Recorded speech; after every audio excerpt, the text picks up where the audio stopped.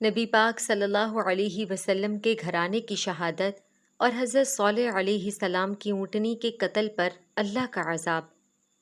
اگر ہم حضرت صالح علیہ السلام کی قوم کا تذکرہ کریں کہ قوم سمود صرف ایک اونٹنی کو مارنے پر اللہ تعالیٰ کی پکڑ میں آ گئے،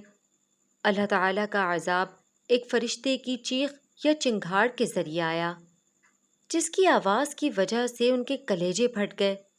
اور وہ گھروں میں ہی اوندھے پڑے ہلاک ہو گئے۔ اگر ہم اس واقعے کا موازنہ نبی پاک صلی اللہ علیہ وسلم کے گھرانے کے ساتھ کریں، جو کچھ ان کے ساتھ ہوا اس کے ساتھ کریں کہ جن ہستیوں کے متعلق اللہ کی محبوب ترین ہستی نے فرمایا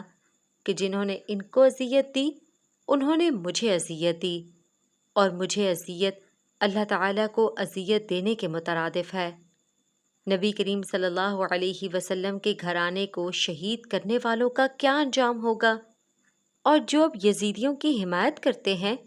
ان کا کیا انجام ہوگا؟ اتنا کچھ کر کے بھی امت محمدی صلی اللہ علیہ وسلم پر اللہ کا عذاب نہیں آیا، کیونکہ یہ اللہ کا وعدہ ہے کہ قیامت تک امت محمدی پر عذاب نہیں آئے گا، جیسا کہ پچھلی امتوں پر عذاب آئے ہیں۔